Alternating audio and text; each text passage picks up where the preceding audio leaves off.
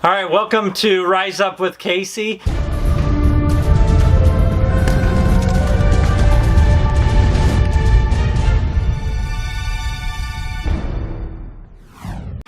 This is going to be a little bit different. This is my good friend David Basio here. Hi, everybody. He is, I don't know, doing stuff. We're trying to grow the business, trying to make this better. So this is going to be the first episode of, I guess it's a podcast, a visual podcast. So we're going to call it that until we find what it's actually called. So visual podcast. Number one. So we're just rising up. We're talking about rising up in video format, and we would like everyone just to see from a video standpoint of what we're doing. You know, one of the greatest things about this would be a great for question and answers. So there's a few ways you guys can get questions to me. You can definitely comment on this video or go to my website, which is Rise Up with Kacey. Because that's where all the comments are, is below. Right below. Click on the link, make sure you subscribe, and we will all rise up together. Yeah, absolutely. So I'm just going to be the answerer today, David. That's why I have David here. He comes up with all the insightful questions. I want to know all about you, Kacey. I want to know everything. Well, I was born on a cold day in September.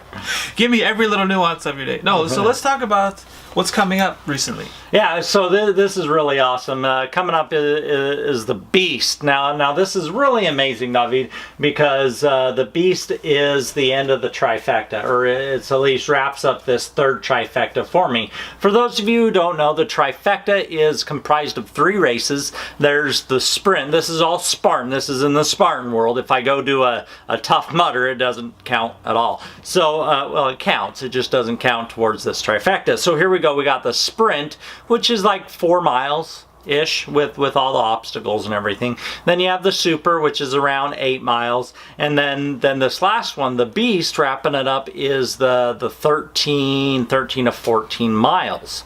And now if you do all of those, if you do all of those in a calendar year, you get what's called the trifecta, and you get an extra medal and the t-shirt and everything. So that has been my goal actually for a few years now, and with adopting and the baby, it kind of got put on hold. So I'm pretty excited, David, to do this trifecta, do the Beast, which this is going to be. It's going to be at least 5 to 6 miles longer than anything I've done up to this point.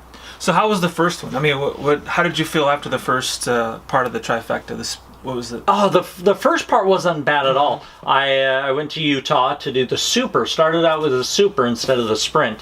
It was hot. It was really hot. But I used a hydration pack, which I'd never done before. I learned that I actually should use the hydration pack rather than just try not to use it, which was kind of silly. But just throw me a bottle of water as I'm going by. Yeah. So I used the hydration pack, learned how to use it, keep my water up as I'm going. And then, so I finished the first one in Utah, which was really good. Good. And then you moved on to the second race. Yeah, the second one was just the sprint. It was 4 miles. I was pretty confident in this. I still took my my hydration pack though, because I knew with this Beast I would really need to know how it felt, and I even threw some energy things in there to start learning how to control my energy. Honestly, I didn't do very well in that race controlling my energy. I was pretty drained by the end of it, but I'm excited to see what I'm going to do this time. So the good thing is, like the first 2, you can see what you've done, and you can make tweaks to either your workout or what you're going to be carrying with you. Yeah, and make it for the third race. Well, you know, on the very first one I did was just a sprint, so it was the short, 4 to 5 mile one. Oh man, I wasn't wearing gloves. I didn't have a protective boot on that I've done for every race since then, and I had no clue, so I just went hard on this first one.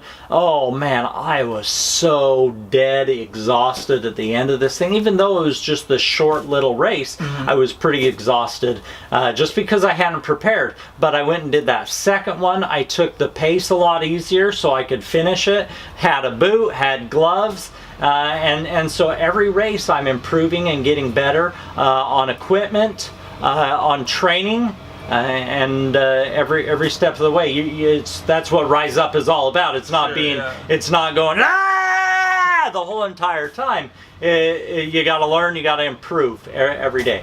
What I do like about the first race that you said, you just went in there and did it. You didn't train. You just kind of, I want to get a gauge to see where my body is, where I'm at, and then you make the adjustments for the second and the third race. Yeah, absolutely. Yeah. And honestly, a lot of people, even those of you sitting all day watching YouTube, you gotta start with something. Sign up for a 5K. A 5K, it may seem long, 3 miles, but honestly, you can do it. And there's a few people that are stuck in bed for medical reasons, but most people can do a 5K. It's just 3 miles. So honestly, you start with what you can do. You start with the short ones, and you'll slowly build. You'll slowly see where you need to improve, where your diet needs to improve, where your exercise needs to improve, and it'll change.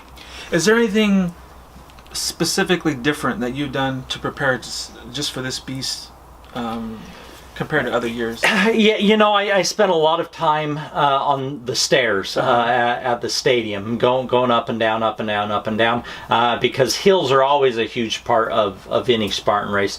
And I can walk, and I have, along the pavement that I go and walk, but and that's the hardest thing for me is walking. But I decided to combine walking and hills and do a bunch of stairs. And so that was kind of where I focused a lot of my training on in between that last sprint and this beast is getting those stairs, getting my conditioning. Sometimes I would do the stationary hand cycle. So conditioning and working on those hills, working on those stairs.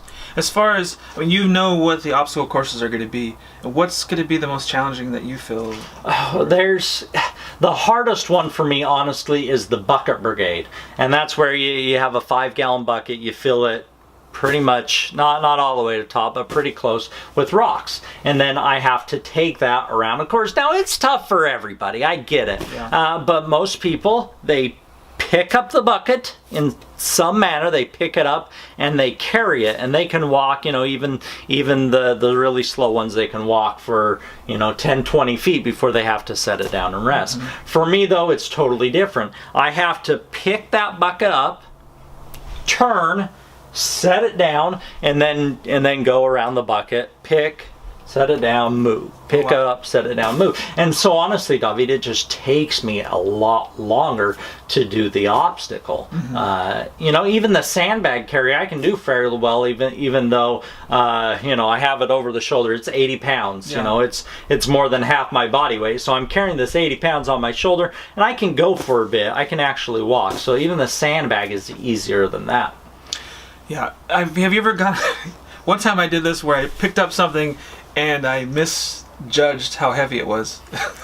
Does that ever happen to you where you're like, maybe this is, somebody added a couple extra rocks, or I want to get this tested? Well, yeah, the one thing I don't worry about is strength things. Mm-hmm. I mean, I'm strong enough. It's the endurance, it's the time that it takes. The longer you're out there, the longer it is, which is the flip from the marathons. The marathons, I'm one of the fastest people out there. Within 2 hours, I am off the course. I'm done. Yeah. But this thing, I'm literally going to be out there almost every minute that it is light outside. I'll be starting around 8 and finishing 8:30, 9, something. I'll be out there all day. Yeah. Well, good. Well, we look forward to seeing you and rooting you every step of the way there. Yeah, hopefully if I figure out how to get my phone ready, hopefully we'll have some live things. David here is coming with me on this race. Yes. Yeah. So we will be out there at the Beast Race, and we will be recording some live video of Kacey coming through, lifting up buckets, passing up, lapping people. So we'll have all that on live video. Well, actually, there are a few obstacles where I do actually pass people. Usually it's not that way. Barbed wire. Everybody else has to roll and crawl. Me, I just do little ducks, and I'm under and under and under. So barbed wire, super quick for me. Monkey bars. Multi-rig, rope climb, all these I'm pretty fast at.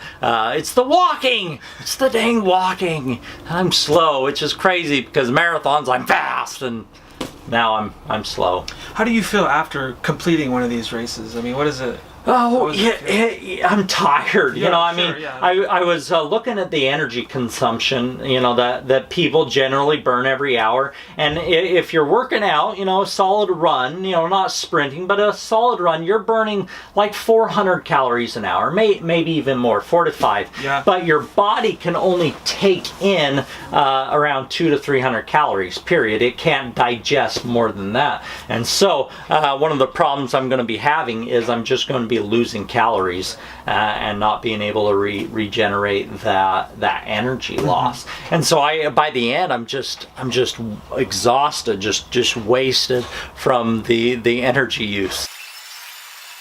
All right, well, we had a little intermission there. We're back. We're back. Welcome back to Radio Rise Up.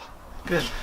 So That's not bad for these Radio segments. Rise Up. Radio Rise Up. We'll see. We're workshopping it between. yeah, we're in the Comment. Rise Up Studios here. Yes. Everything's Rise Up. The book's probably going to be Rise Up. It's like I have a good blurb or something. Anyway. Do any of your beast races, or any of those going to be in your book? Yeah, in fact, this book that I'm writing, I'm going to be finishing up with this trifecta. You know, I mean, this is definitely not going to be the last trifecta or beast that I do. But I thought, you know, to this point, this is the hardest thing I've done. So that's kind of where the book's going to finish off, and after that will be the epilogue, and it'll be good. It's already coming together really well. Will you have an excerpt of your book for your huge audience base? Yeah, I think, well, you know, next week me and David will probably do one of these about the race, how it went. But yeah, we'll all throw some excerpts, we'll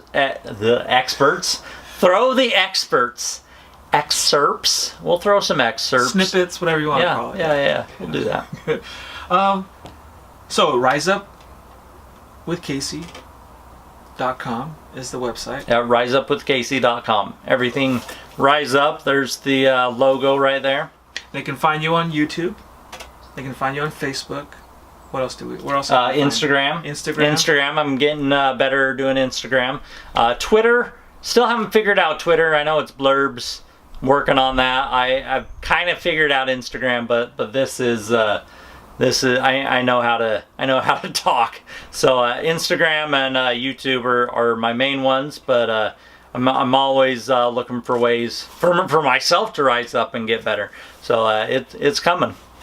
Send us all your comments. Send us your questions. Kacey will be happy to answer them. I will be happy to answer any questions that you have. And any questions? If some of you saw the little walking, talking thing that happened during the Seattle Spartan, if not, go to my Facebook page. You'll be able to find it. Some guy commented about me walking, and it was a little inappropriate, but I responded.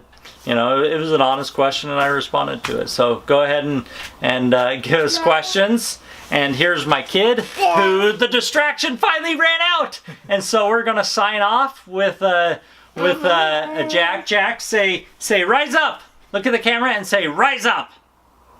There we go. All right, guys, have a good day. Subscribe and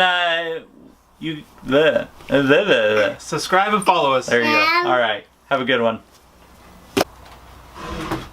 Actually, that didn't change it much, did it? No, actually, Okay. yeah.